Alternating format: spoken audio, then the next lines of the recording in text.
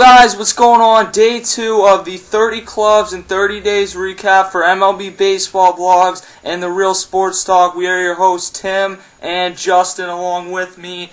You can hit me up on Twitter at CashKelly_TRST. And Justin, what's your Twitter? I am OTHS Interviews, doing a lot of interviews with a lot of different sports leagues and players, so make sure to check me out at capital O, capital T, capital H, capital S at OTHS Interviews. Alright, check him out. Day 2, the Minnesota Twins. And last season was not necessarily a success for the Twins. They will come back this year with the same manager as Ron Gardenhire. Justin, what was their record last year, and what did they do in the offseason? Who did they acquire, and who did they let go? All right, looking at last year, this team was just big question mark. I mean, they came in last in the AL Central. I thought the Royals would come in last year, but the Minnesota Twins performed terribly. Justin Morneau sat out for most of the year. Joe Mauer had injuries getting healthy. I mean, they got a young, talented team. Ben Revere came in. He made an appearance. You also got Alexi Casilla. He played great defense. I mean, this team has some great talent on there, but last year was just not the greatest year. They were 32 games out. And I think this year it could still be a big question for this Minnesota team. Now, when you look at their key accusations, or in my term, the key acquirements, they got some pretty low-end type of players. Ryan Doman, I'm a fan of Ryan Doman, but I don't think he's going to be a big difference maker at the catcher's position. Joe Mauer, I heard a lot of people are saying, well, Joe Mauer is going to be catcher all year. Is he going to play a lot of first base?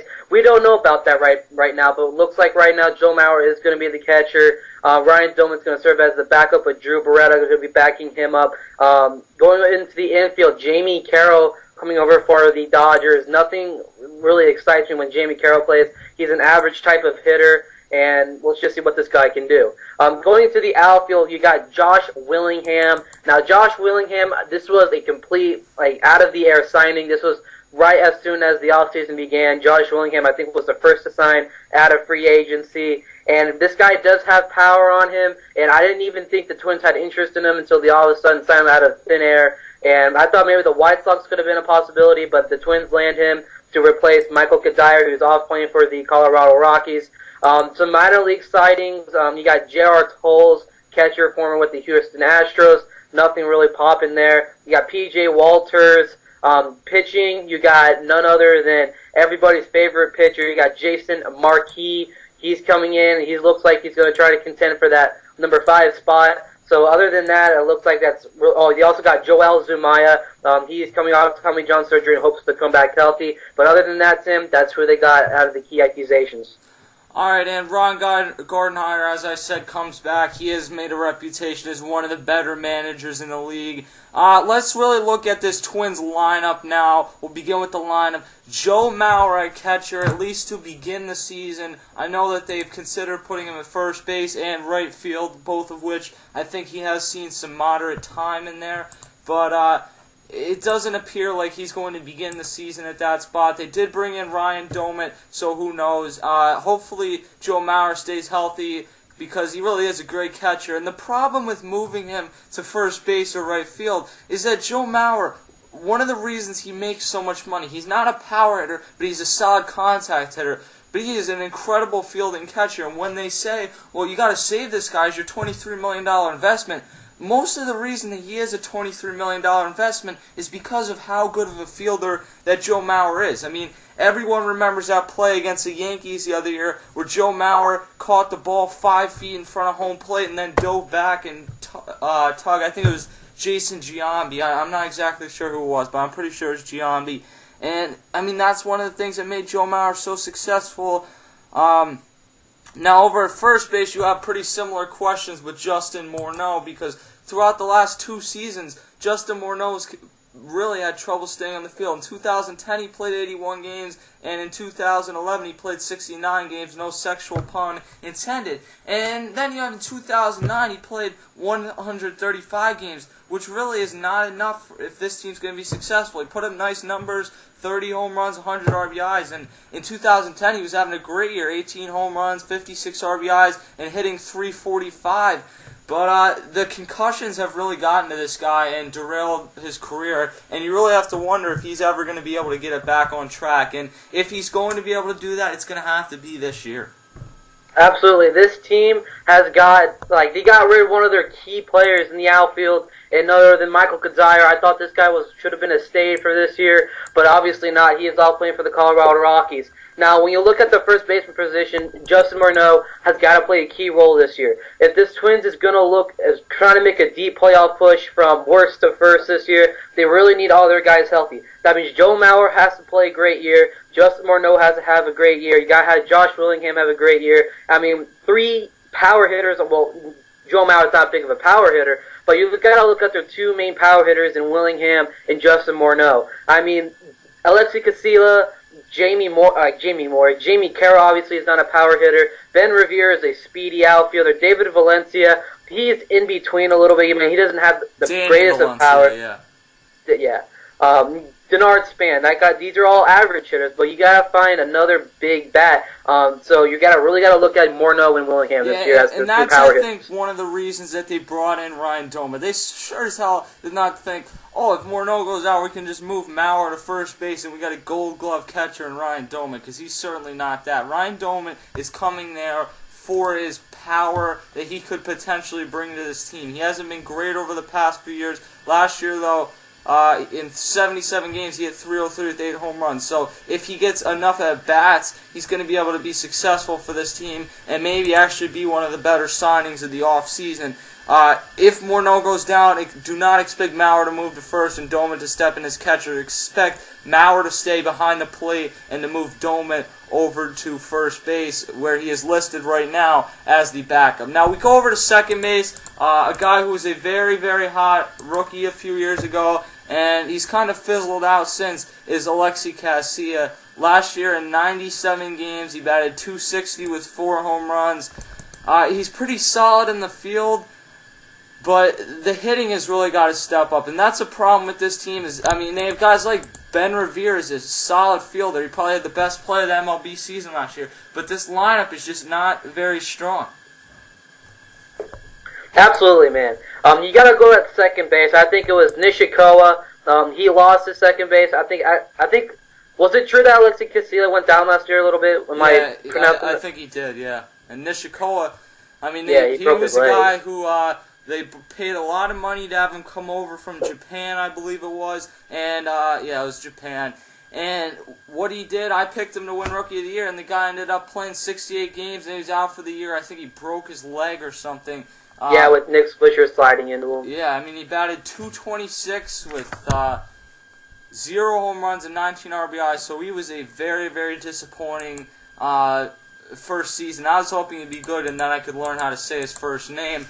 He's going to be a candidate to play second base and some shortstop, as he's listed as the backup for Jamie Carroll. Jamie Carroll's a veteran. He is, I believe, let me look, he's about 37 years old. He's a pretty decent fielder. Last year with the Dodgers, the last 2 seasons he spent with the Dodgers. In 146 games last year, he had .290, but he doesn't bring you much pop in the lineup. He hit 0 home runs and 17 RBIs. He did steal 10 bases, so he is somewhat of a threat once he gets on. He's a decent hitter, but the problem is in a lineup like this, you can't just have a guy that hits .290 but doesn't really bring much else to the table, because you don't have a ton of guys, especially if Morneau goes down in this lineup, that are just going to be able to say, okay, he's going to get on base and we're going to have so-and-so hit him in, because there's not a lot of guys in this lineup that are good enough to do that.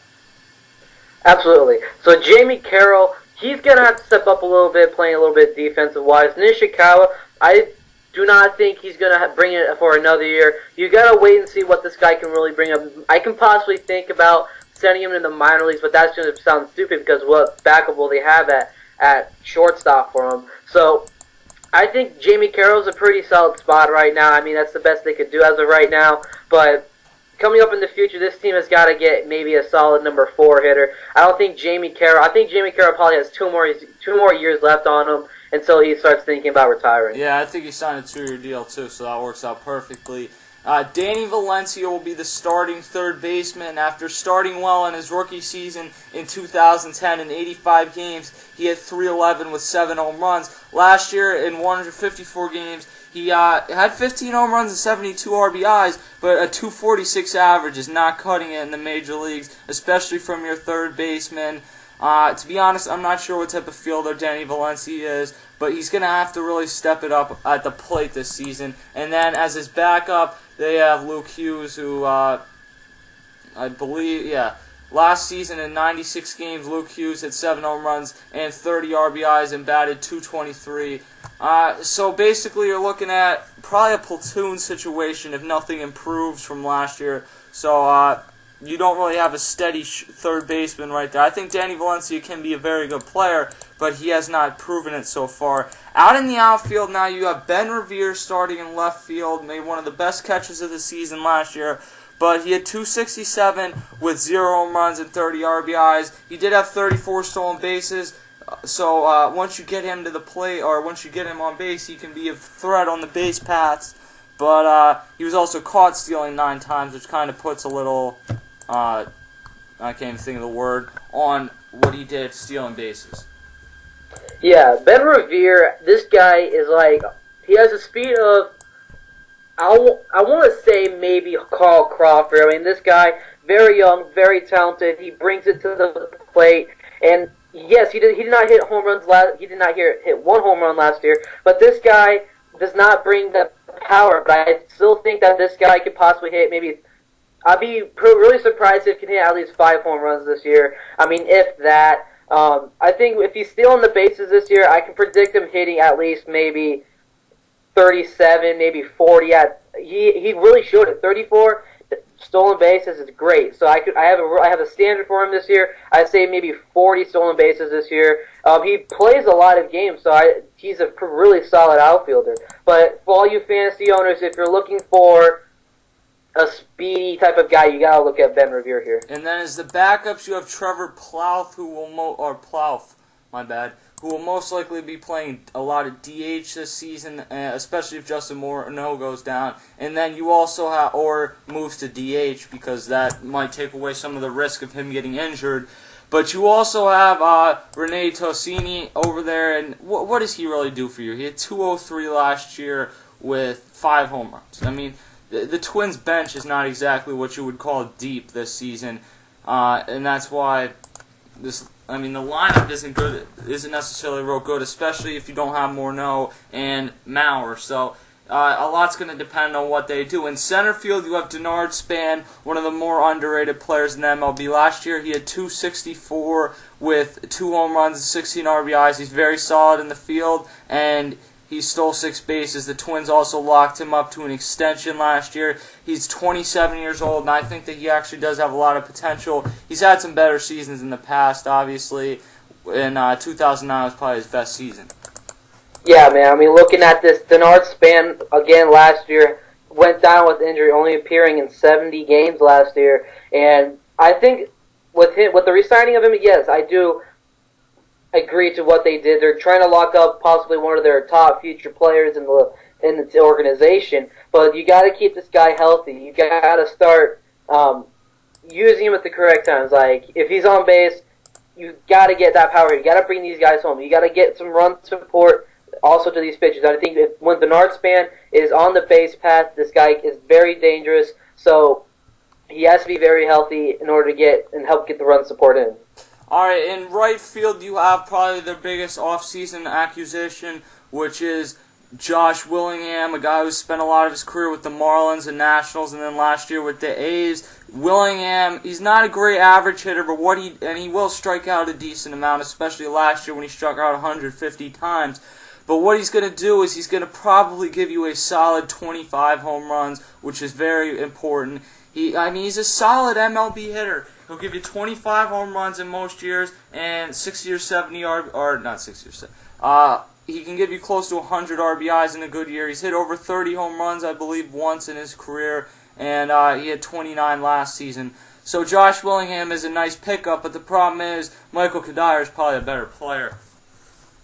Yeah, I mean, Josh Willingham, he does give you the power in that outfield. But Michael Kadire, I have to go with Michael Kadire. He hits for average. He hits for power. I mean, he's an all-around baseball player. But with the Twins right now, their outfield is pretty stacked a little bit. You got Willingham, Spawn. You also got Ben Revere. The guy you really got to pay attention to, also in that outfield, you have to put a lot of more spotlight on Denard Span. So going back to Josh Willingham, he does give you a lot of great power to the team. Alright, now that is their lineup. Let's transition over to their starting rotation led by the veteran Carl Pavano. Obviously, most people know him from the years of the Yankees. He gave them a lot of innings last year with 222, but a disappointing second season. After the first year there, he had an ERA of 3.75, which isn't great, but it's a solid starter. The problem with the Twins is they don't have anyone better, so he's forced to be their ace. And last year he was 9-13 with a 4.30 ERA. The last few seasons he's given his team a lot of innings after barely even pitching when he was with the Yankees. He's going to have to be able to stay healthy, and if he can stay healthy, he's got to keep that ERA down below like 3.80 or so. And that's probably about the best you're going to get out of Carl Pavano at this point. Yeah, I mean, he has to step up a whole lot this year if this team's going to make a great push to the playoffs. I mean, if you look back to his prior season in 2010, even with the 11 losses, he did perform pretty well. He's 17-11, over a 500 record, but he really has to bring that ERA down. I mean, you do not have this. The first two spots in rotation is Pavano and Francisco Liriano. Scott Baker, Nick Blackburn, those guys are two questionable type of pitchers. You also got Brian Dunsing. So looking at this, I think the guys you really have to depend on in this team right now, in the pitching rotation side of things, has got to be Pavano and also Liriano. Yeah, and we get to Liriano now, a guy who was really disappointed. His first season in 2006, his first real season, he was 12-3, 2.16 ERA. At that time, they still had Johan Santana, and the future looked real bright. He had an injury in 2007. I think he had Tommy John surgery. He came back in 2008 at a 3.91 ERA. 2009 he had a 5.80 ERA. And then last year, or 2 years ago in 2010, he had a 3.62 ERA, went 14-10, gave him 191 innings. Things looked like they were really getting back on track for him. And then he struggled again last year with a 9-10 record and a 5.09 ERA. And if this guy is really going to turn out to be a elite MLB pitcher, it's going to have to be this year for the Minnesota Twins. Yeah, there's also a big question where I think the trade talks for Liriano is going to pop back up in near the trade deadline. But Tim, let me ask you a question: do you think Liriano will be out at the trade deadline? Not if he's having a season like he did last year. The Twins are still going to value him high, and the problem is that he's not pitching well enough to be valued high. So we'll have to see. I don't think that the Twins will get enough in return to part with this guy. Yeah. So I think Francisco Liriano, if he is to get traded out of Minnesota, he does provide. Say like the Yankees, maybe the Yankees who are right now trading away A.J. Burnett. If the Yankees can somehow get into trade talks with Francisco Liriano again, I think he's going to be a solid number 3 pitcher. So I think the team to really watch would be either the Rangers or the Tigers, because both of those teams need probably a better number 2 than what they have right now, or at least more rotation depth. Texas doesn't have Colby Lewis anymore. I mean, Colby Lewis, he did have that beast year in the playoffs, but right now the pitching rotation that the Texas Rangers have does not compare up at all to the LA Angels one. All right, number 3, you got Scott Baker. Scott Baker last season and the last few seasons has done a decent job. But last year he had a career year. 2008 was a very good season too when he had a 11-4 and 3.45 ERA. But last year 8-6, 3.14 ERA, 134 innings. He had a nice year for them last year. You would like to see him throw some more innings this year, but he is a really solid number 3 for the Twins. He's all right in my book. He still has a lot to improve in my mind. 8-6, I do expect this guy to be at least maybe a 9 or 10 win type of player this year. He really needs to get. They really got to extend him in innings. I mean, if he's really that bad, you got to start thinking about will he be on this team later on.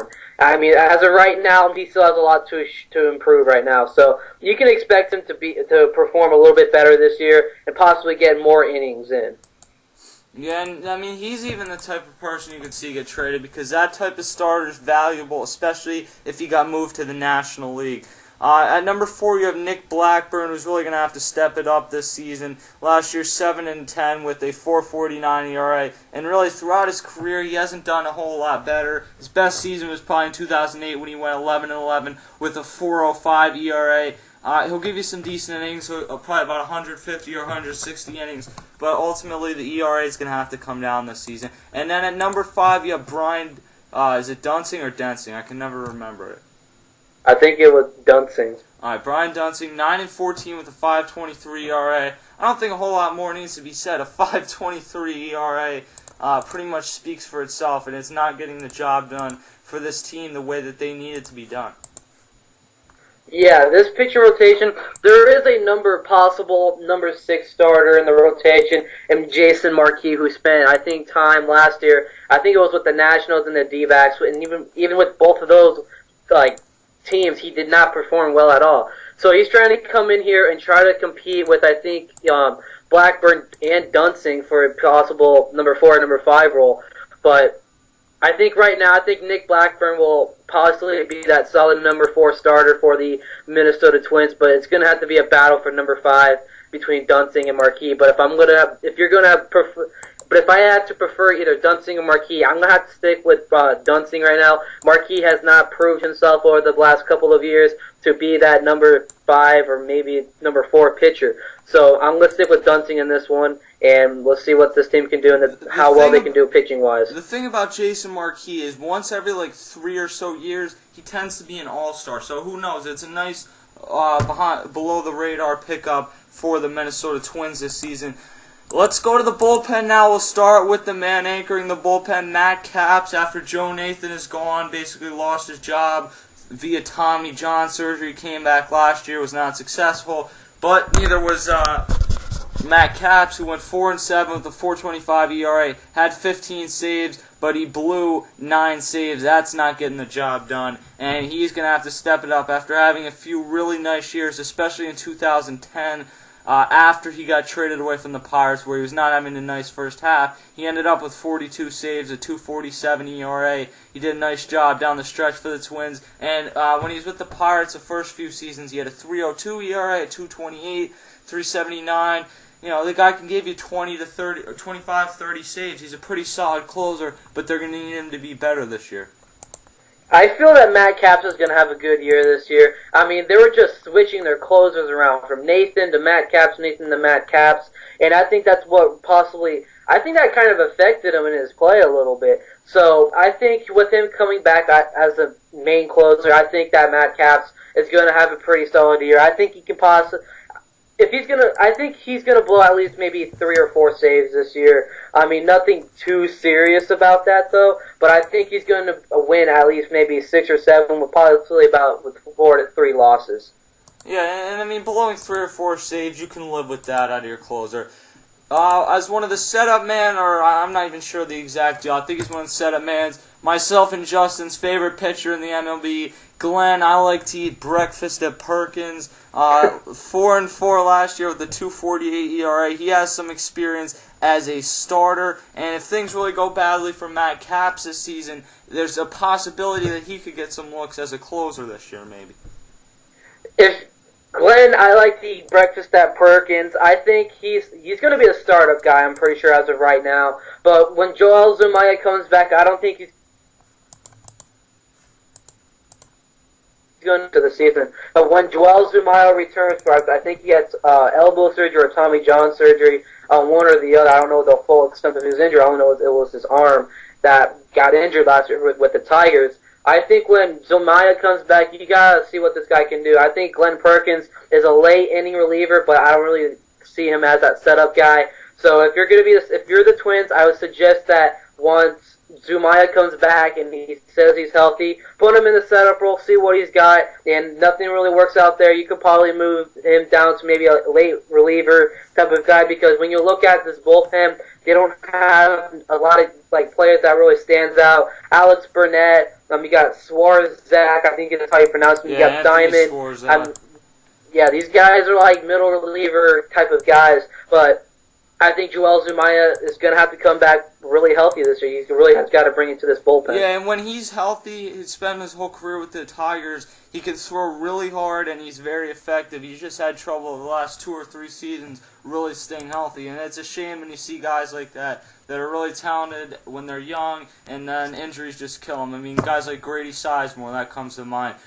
Just to run down, just to name Swarzak, Scott Diamond also is in the bullpen. You got Lester Oliveros and Kyle Waldrop, so that will pretty much sum up the Minnesota Twins bullpen. Justin, who is your X factor for the Twins this season?